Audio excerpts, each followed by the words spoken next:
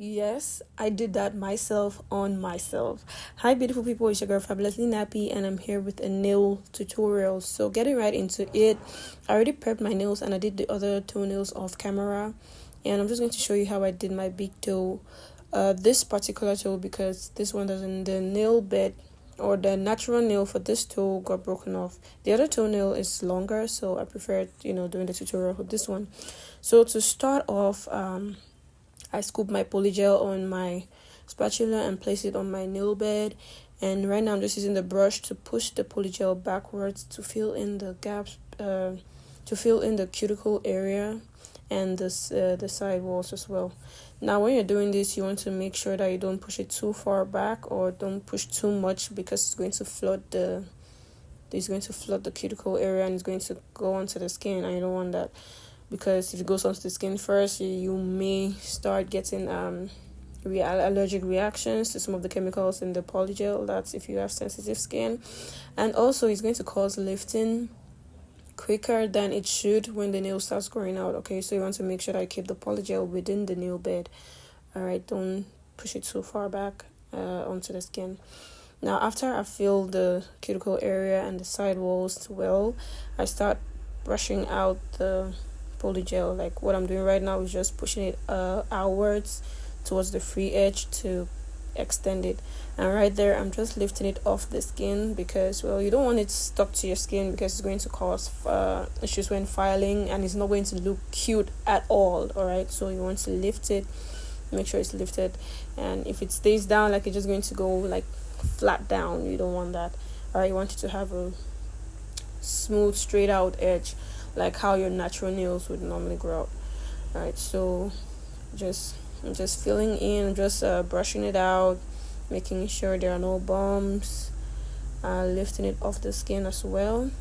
Now you should know that this video is in real time. Okay, this video is not sped up, so as you can see, it's taking me a while to get it done because I'm doing it on myself, and this is actually my very first time doing my polygel nails like by myself, so it's a bit of a struggle.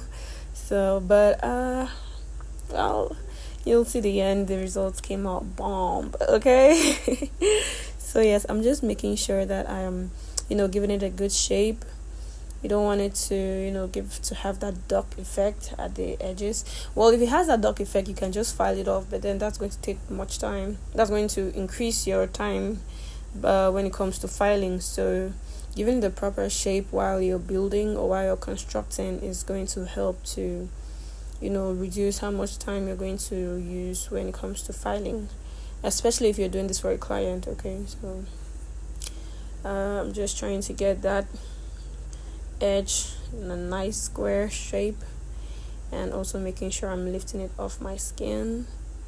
This was a whole struggle, y'all. As you can see clearly, like I said, this video is not sped up. Okay, this is in real time. Like, this is how much struggle I went through. This is the struggle I went through to achieve this nail set. But yeah, it wasn't looking bad at all. So once I did that, like I lifted it and I felt like it was okay, I cured it, and after curing I checked and I noticed that it was a little too light. Like the thickness, it wasn't thick enough. So which means if I had gone to file, I'll file off too much of it, and what would be left to be very, very thin. So I decided to add it. I decided to put a second bead of polygel, and I'm just going over it, just to make it a bit thicker, and also to increase the length just a little bit, so that when I want to file it, give it that straight edge, it's not going to be too short, because I don't want the nails long, but I don't want it too short either. So yeah, I'm just working on that. So I'm just going to speed this video up, because I'm just doing the same thing over and over, just going around the nail, making sure that it's smooth, it's flat, no bubbles. Yes, because there was a bubble somewhere and I had to poke it and fill it in. And I'm just going to make sure that I'm getting my shape right, so that when it comes to filing, I don't need to do too much. And while I'm doing everything, remember, you need to be lifting it off your skin. So if you're enjoying this video so far, please give it a like, comment down below or what you want me to do next. If you like nail videos, let me know as well, so I can create more content on these. I was actually doing this myself, and I just said, hey, I should just record this part because, why not. I didn't actually have in mind to do a tutorial, but then it just hit me while I was working, so I just decided to do this one. So I didn't record everything. I only showed the application. I didn't record the filing and the designing. But if you'd like to see me do that, please let me know so I can record it when I'm doing next on myself, or even when I'm doing for a client. I can always record and upload that for you. Please also make sure you subscribe so that when next I upload a video, you can get the notification and you can come and watch. If you're a returning viewer, thank you so much. Thank you for tuning in again. I'm trying to be more consistent now in posting. It's been far too long that I did a proper upload, so I'm just working on it. So yeah, this is the nail afterwards. After application, I cured it. Then I'm just wiping off all the nails with alcohol and with acetone.